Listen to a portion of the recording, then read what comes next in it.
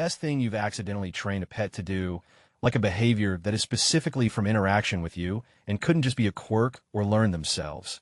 Story 1, edited for details. I work in an animal rescue center. A lurcher is a type of smaller greyhound. I am hoping to adopt him, depending on the verdict of the court case. And if it is safe, I live in the same area as the abusive owner, and I have to think about what is best for my own pets as well as Dub. If I cannot adopt him, my sister is. Holy wow, Batman, Reddit silver and gold. Thank you so much. Never had this before. Taught one of our special case dogs in work how to go to bed. When he came into us, he had a terrible coat due to mange and had all these awful wounds. We let one person focus on the new dog for the first 2 days so they're not freaked by so many strangers. Well, this dog, Dub said like Dove, Irish for black, was nervous, so I carried him into his plastic bed, which I lined with soft blankets, and then while talking to him, I laid him down and tucked him in, literally tucked him in with a blanket, because he had so little fur, we were worried he'd get sick from the cold, even with a dog jacket on. So I stayed in his kennel all night, and every time I took him out for a pee, I'd tuck him back into his bed with a blanket, saying, "All right now, Dub, into bed." Baby, all the dogs on my babies didn't think anything of it until after I came back from a few days off, and when I was bringing him into his kennel for the night, he ran into his bed, picked up his blanket, and put it into my hand. He does this every night now, only with me. Hell run, pick up his blanket, nudge my hand till I open it, then shove the blanket in my hand before running back and lying down in his bed, staring at me. If I'm too slow, he gives out little rune noises. TLDR, me putting a dog to bed accidentally caused him to insist on it forever. Story 2, all right, this may be a bit hard to describe, but I'll do my best. Growing up, my family had a dog named Jock, along with some other dogs that came and went. The back door of our house led into our kitchen, and we had a wooden dog door in the back door. Sometimes when the dogs were outside for whatever reason, and my mother was cooking, Jock would put his snout right up to the crack in the dog door and inhale as deeply as possible, trying to get whiffs of the food. My mom found this so annoying she would open the door to shut him up. I guess this happened enough times that he learned to do this loud, slow inhalation routine whenever he wanted to be let inside. But then he also extended his method to every door in the house. Whenever he wanted a door open, he would stick his nose right up to the crack under the door and inhale deeply, repeatedly. He did this for at least 5 years, until the day he died. And it worked because the sound of something sucking air through your door for several minutes was incredibly annoying. Story 3, my cat doesn't mind the rain, and sometimes would come in soaking wet. So I de-towel him off. He loves being toweled off, and now insists that I rub him with a towel anytime it rains. He just didn't make the connection that he has to be wet for towel rubs. Story 4, I used to scold my dogs by saying, "What did you do?" in a stern, disappointed voice. Then we were watching TV, and a male voice said, "What did you do?" And they both just sat there looking like they were in trouble. One of the dogs would also start drooling every time I brushed my teeth. She liked getting hers brushed too, and had her own toothbrush. Story 5, when I put my dog's harness on him, he jumps up with his front feet. He started this because I lift his front 2 feet up to make him step into it. He only does it for me, not for my girlfriend. Story 6, when my childhood cat would bite us or my parents, my mom would put her outside as punishment. When she felt like going outside, she'd come and bite us. Story 7, I taught our old dog to run by saying "super puppy away." My mom also accidentally taught the same dog walk pretty instead of heel. That one was fun to say in public. Story 8, I get really excited when my boxer, Layla, bends herself like a kidney bean when I get home. She's really excited. I'm really excited. So when I squeal, "Dear bean, Layla," it just perpetuates itself. I love Layla. Story 9, my wife and I lived in a condo, and whenever one of us went upstairs, we announced it, like I'm going upstairs, then go. So one day my wife is trying to snack on something, and our dog was bothering her, and she got fed up and scoldingly said, "Go upstairs." Up the stairs he went, where he sat and stared at her as if nobody ever feeds him and one little bite would mean the world. Story 10, I am chronically ill and have an autoimmune disease that causes my blood pressure to crash while upright and pass out frequently. Certain exercises are important to stop from passing out frequently, so I hike daily with my dog. After passing out a bunch on hikes and at home, my dog somehow has learned to warn me by standing close to my hand and staring at me on our hikes when my blood pressure is getting low and my heart rate is increasing to tell me to lay down before I pass out. It's become super helpful. Story 11, my rabbit, Poe, will only exit his cage when given the go-ahead a nod, and as soon as he does, he binkies twice, then sits in my lap. Every single time. Edit, so I failed to mention that Poe was old and sick. He passed away yesterday. I like to think he's binkying in bunny heaven over all the people that like my story about him. Story 12, my dog farts when he wants attention. Every time he would, my GF and I would laugh and tell him he's a good boy. Now he'll come up to me, sit, wag his tail, and let a few toots out. Not sure if it's a short fur or just his anatomy, but they're almost always audible. Story 13. There's a lot of crosswalks around my neighborhood, and I always stop at them and look both ways. Some reckless drivers in my neighborhood too. My dog has adopted this technique too. She'll sit and either look down the street or at me at every crosswalk until I go to walk. Story 14. My roommate's dog now barks at the door anytime Bob's Burgers comes on because a different roommate has the theme as her ringtone and often orders food. He now has a Pavlovian response, thinking there is a delivery person at the door every time he hears that jingle. My cat will instinctively close her eyes, tuck in her chin, and put her head out as much as she can anytime I make a kissy noise, since I typically follow it up with a kiss on the forehead. It's this cute lil boop she does. I guess that counts. Story 15, a little bit of preface. I hate pants. I'm more of a skirt or dress type of person. My energetic sheepherder husky Mix knows if I have pants on, it means I'm taking her for a hike. Now whenever I'm seen in pants, she freaks out, jumping up and down and running to the front door. Story 16, before I walk my dog. I usually use the bathroom. My dog takes that as a signal to prance around the house excitedly. Because walkies, every time I use the bathroom and don't follow through with getting his harness, he looks disappointed in me. Story 17, when my old cat was a kitten, he would get in your face when you were eating and try to steal stuff off your plate fork mouth. Squirt bottle came into play, and after a few days, he realized if he stood by the Xbox, we would not squirt him, and he could plan an attack. Story 18, I had a budgie who was impossible to train, but he chirped twice after anyone in the house sneezed. It was his form of bless you. Edit change tweeted to chirp. No, I did not know how to use Twitter. Story 19, we have a screen on the sliding door to the back. He's run into it so many times he doesn't know when it's there anymore, and we have to show him it's safe to walk through. He'll sit at the open door for 10 minutes whining for us to let him out. Story 22, my cats like to hiss and spit and battle each other a lot.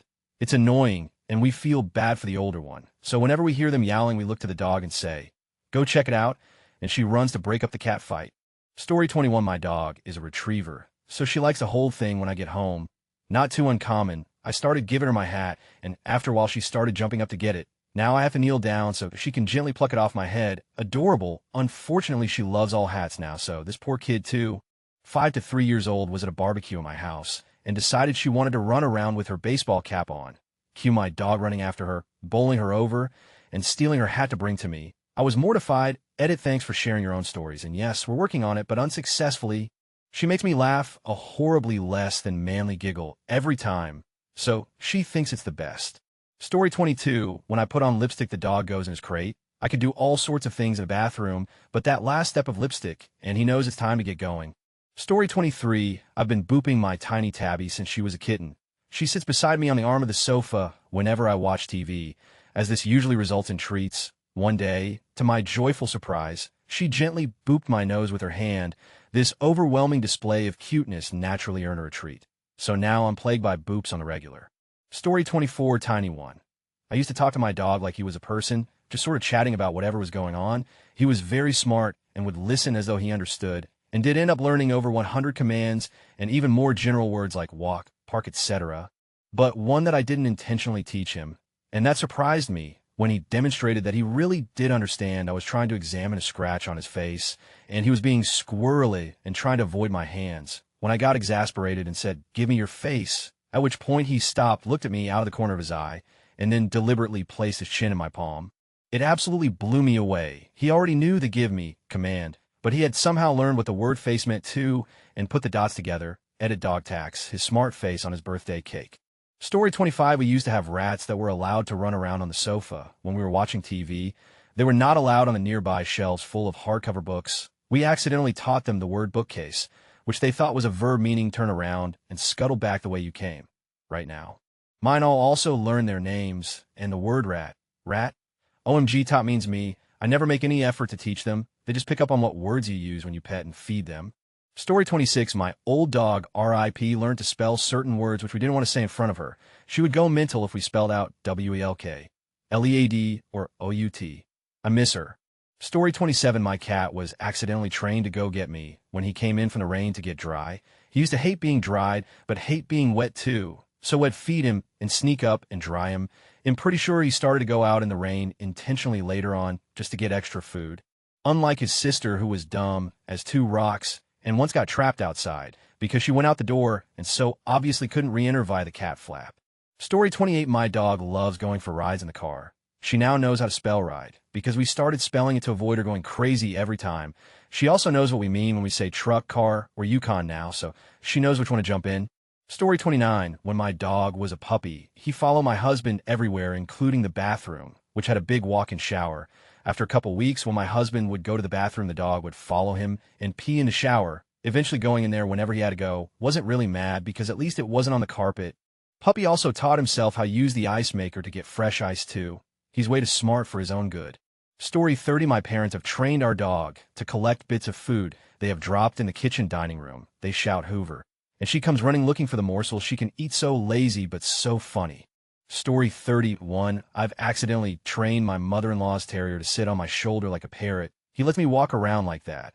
I think he enjoys being carried and the change of perspective. Story 32. I've unintentionally trained my cat to ask to come into my room. He's not allowed in because I'm technically allergic. I used to put a fan pointing across the door to my room, and he hates fans. He would yell at me, and I'd either say no or move the fan to let him in. I've since moved the fan, and he still asks to come in unless I'm not there, and then he just wanders in. This accidentally also taught him what no means, and he tries to argue occasionally. Story 33.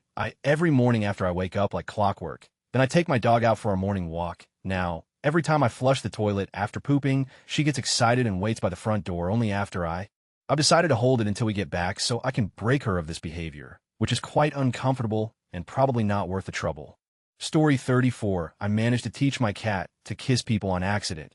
I've only had her for about 2 months now. She gets ready to do it before you leave or as you're entering into the house, because she watched my boyfriend and I kiss when we would leave the house or come home from work, and I guess she felt left out. I just tap on my chest for her to leap up and pucker my lips, so she will put her mouth on my nose and do a small lick. Story 35. Made the mistake in the beginning of training my puppy by training him to squat when I would say go potty. I wanted him to associate go potty with peeing, but I made the mistake of saying it early. So whenever I would say go potty while he was walking around, he would squat and get confused, then keep walking around LOL. But I corrected it quickly once I realized I made a mistake, and he hasn't done it since.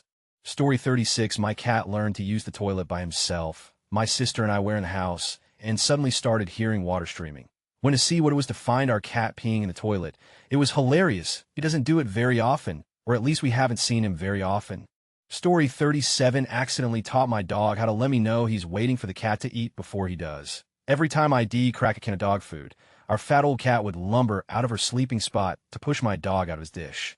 My dog was a pushover, so this would end up with me having to repeatedly push the cat out of the way with my foot over and over again, because she doesn't give it what I want and thinks she can just be persistent till I give up. Dog, however, loves the cat, so he would just sit there staring at us and refuse to eat. I kept trying to keep the cat away, but finally gave up after the dog took to taking a few steps back and laying down, refusing to eat when I told him to. He would not move until the cat was allowed to eat her fill. Then he would finish up the rest after. Then, when the cat's owner started getting her soft food, she wouldn't rush when I cracked the can. So while I was prepping his food, he would go over and nudge her with his nose to let her know it's time to eat. And yes, I know cats probably aren't supposed to eat dog food, but the cat was like 19 years old and good luck stopping her. Died a couple months ago. R.I.P. Oreo. Story 38. My dog saw me chasing cats away while I was feeding a kitten on the bed, because the adult cats love kitten food. So now he guards any food on the bed from the cats. Story 39. I accidentally trained my dog to be a psychiatric service dog. Unfortunately, I don't live in the USA, and the process to have her officially recognized here is too stressful and too expensive. So she's essentially a very well-trained pet who also helps me at home. She got upset the first time I had a panic attack, so I comforted her with scritches. Turns out she loves scritches, and she figured out amazingly quickly how to alert to my panic attacks, flashbacks, depressive episodes, and help me deal with them. She is very well behaved in public, and if I was in the USA, she would qualify as an owner-trained dog. But unfortunately, it's a more complicated and stressful process here in Australia, not to mention expensive. Story 40. After reading that spending time in the sunlight each day helps with seasonal depression, I started pushing myself to take my coffee outside in the morning and sip on it a while. Until now, Baxter has been a strictly indoor cat, but with my oxygen hose it was hard to keep the door shut, so he's allowed to roam around the porch a little until it's time to go back inside. Now when my coffee is ready, he rushes to the back door and will yowl for a few minutes. It surprised me how quickly he was like, "This is our routine, haha." And it's super helpful, honestly, because it's extra motivation to get that much-needed sunshine. Guess we're sort of training each other. Story 41, my boyfriend, and I always greet our cat by saying hello and scratching his head. Now, whenever he wants anything, he will meow Heru at the top of his lungs. It scared the out of me the first time it happened. He's gotten into the habit of screaming Heru at the automatic feeder before it gives him breakfast. When my roommate first got his dog, she had a habit of going poo in the bathroom, not house-trained. So whenever she started to open the bathroom door, we would take her outside. Now she scratches at the bathroom door when she wants to go out instead of ringing the bells on the front door. She's getting there. Story 42, we taught our dogs to scusi. I don't even know how, but all you had to say to one of them was "Scusi, excuse me," and they'd move out of your way to somewhere else. Very handy. When one of them parked themselves in front of a cupboard you were trying to get a D, I've started using it on my workmates. "Scusi, I need to get into that cupboard, stop gassing, and shift out the way." Story 43, we got our cat when she was already pretty old, and somehow she got it in her head that she wasn't allowed in the kitchen or bathroom. Even if I left the door open, she'd only stick her head into the bathroom, but never fully come in. When we moved, we put her in the bathroom of the new place and closed the door while all the chaos was going on.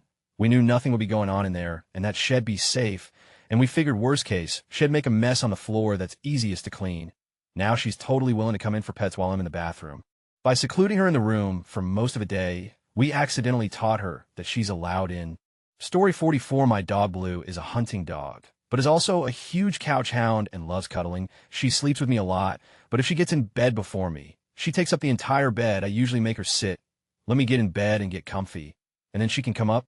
The other night I was in bed earlier than usual because I wasn't feeling well and all of a sudden had a horrible feeling I was being watched, creeped out. I was looking around for my phone when I heard this weird groaning noise. I immediately grabbed my phone and shone my flashlight towards the noise, only to see just Blue's eyes peeking at me over the edge of my bed. I accidentally trained her to wait until I gave her the okay to come up with me. I have no idea how long she was there, and I was cracking up when I realized what was happening. Story 45, my cat will come in from the rain soaked, then squeak at me until I dry her off with tissues. I think it started when she ran out into the rain as a kitten, then immediately ran back inside crying, so I dried her off to help her.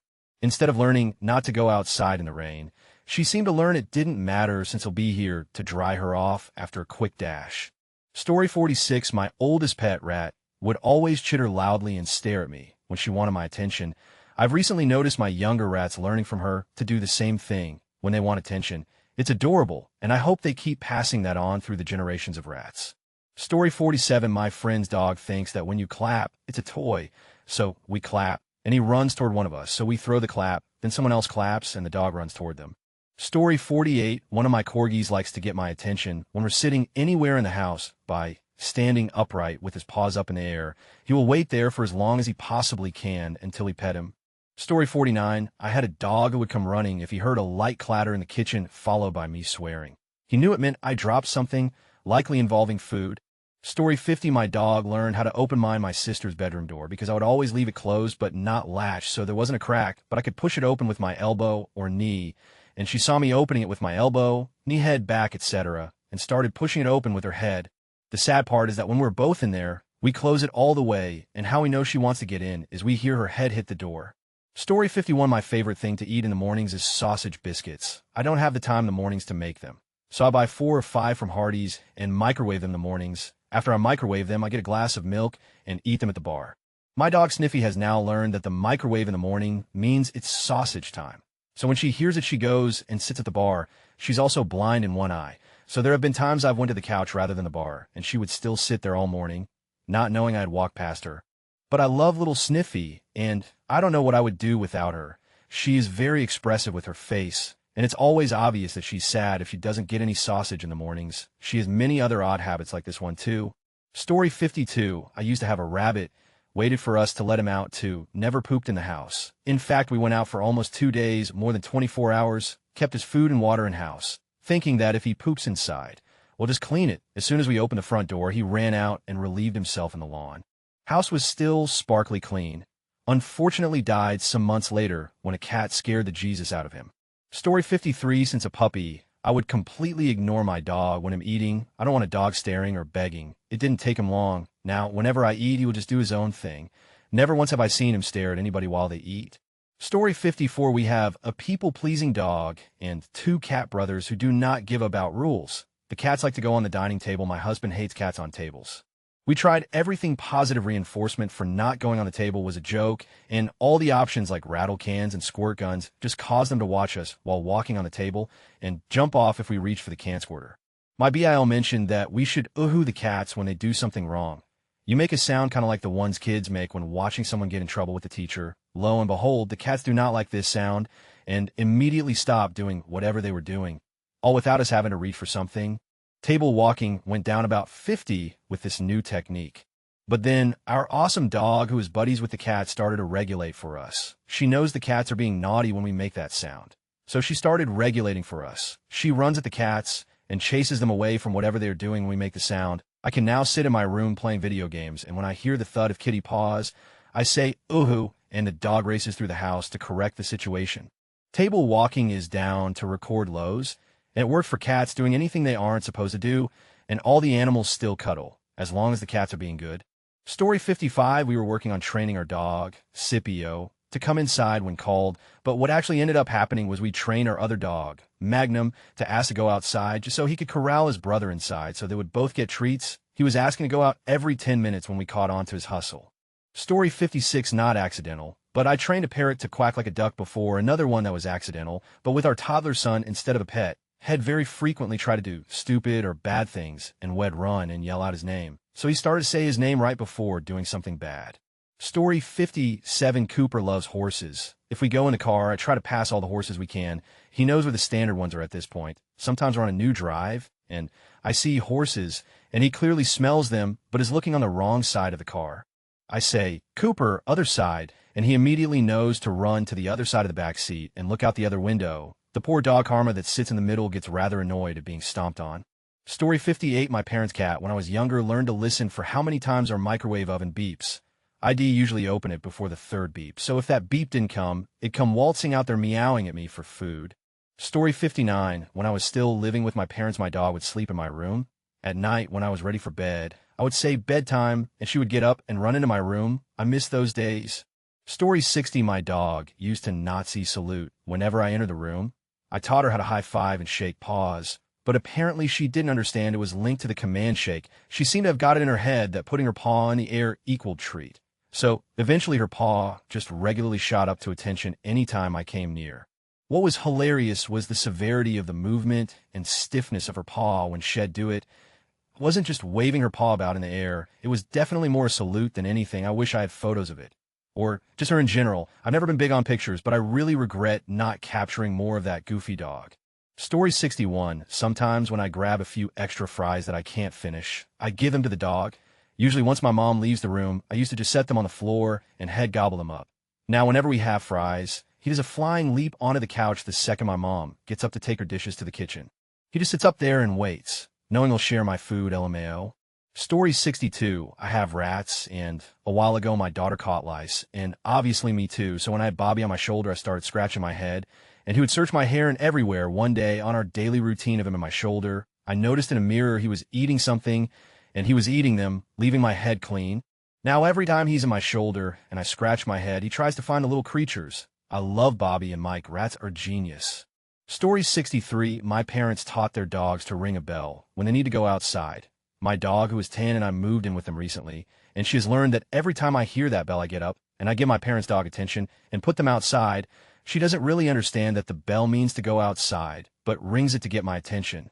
If she's hungry or want my attention, she will ring the bell. Story 64, I had my cat before I was dating my GF. And so, when we moved in together, we had to figure out some ground rules for the cat. Namely, not letting her in the bedroom when we sleep.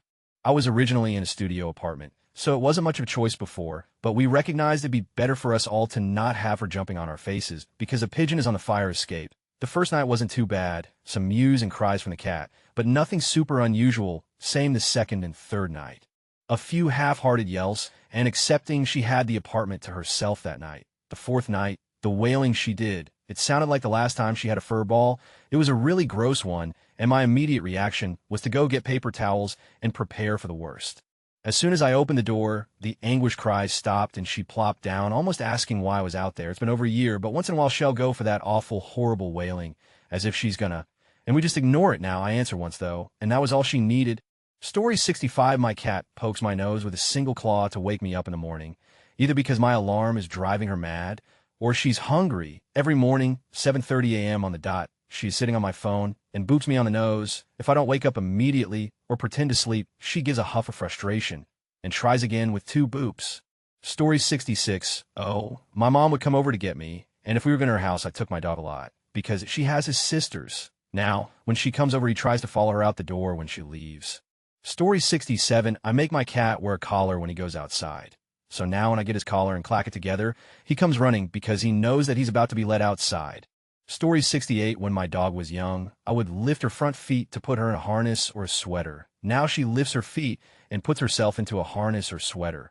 When she's wearing a sweater and I grab onto the neck to pull it off, she'll pull herself out of it. She'll also get in a pickup position when I'm going to pick her up. If I saw come here, she'll come over and turn her but toward me so I can pick her up. No one ever taught her that she just does it. Story 69. I accidentally taught my dog nonverbal commands. I would tap my leg when telling him to follow me. And now if I tap my leg, he follows me by staying as close as he can to my leg. If I stomp, he runs up to me and sits down. If I stomp twice, he lays down. If I hold my hand on my leg, he comes up and leans against me. If I tap on the inside of my leg, he runs and stands in between my legs. Story 70. God, there have been so many. My favorite is probably Go Away because my dogs are very sweet but very clingy. My dog Nico has always been a little sickly, and when she had surgery, she was crated for a few weeks. We accidentally taught her go to your room, which is her cue to go in the crate. She also knows sick flip, in which she will literally flip through the air. Not sure how that happened. Story 71. I train my dude to get in the bathtub anytime she goes to the bathroom with me. Now when guests use the restroom, she goes with them and gets in the tub. Story 72. Ustra White Driver 2, and I travel in our rig with a cat. At most of the big truck stops, we can get her a treat. Either a smidge of soft serve ice cream or a can of wet food. At first, she didn't make the connection between us shutting off the truck and going into the store now. When we come back to the truck from the store, she's sitting on the passenger seat waiting. I almost always open the door for the missus and expecting either ice cream or wet food. Other times, she'll come from the sleeper berth and meow. When asked what she wants, she'll turn, walk a couple of steps back toward the berth, and then pause, waiting for either the missus or myself to follow her to the berth so she can cuddle in our lap. Story 73. I wipe my dog's paws with a towel when she's been out and it's rainy or muddy outside. Cleaning the front paws was always easy, but now when I say back paws, she turns to face away from me and lets me clean her rear paws. Story 74. My old cat used to be a cheeky little thing, but she's ridiculously intelligent enough to be spiteful or polite. She knew we boyfriend and I weren't exactly huge fans of my roommate, so she would do little things to spite him. Example, she woke up from a nap and left our room, casually walked into his room, meowed loudly for attention, farted, and trots on out into our side of the apartment. She also learned that I was the main source of food since I did most of the cooking or bought takeout after class. And I used to share food, wordlessly like tapping each other's shoulders to ask for a bite. Apparently she picked up on this and would stand behind my chair, tap my back very gently like, "Excuse me, mother, can I have some?" and stare me down for a bit until she either got flavorless chicken or a treat. She did this with my parents too, who actually gave her people food because she's such a good girl asking so politely. She's gone now, and I miss her, but remembering these things helped me cope. I would tell my dog to hang on when turning corners during car rides, and she would pull her head in from the window and crouch to steady herself.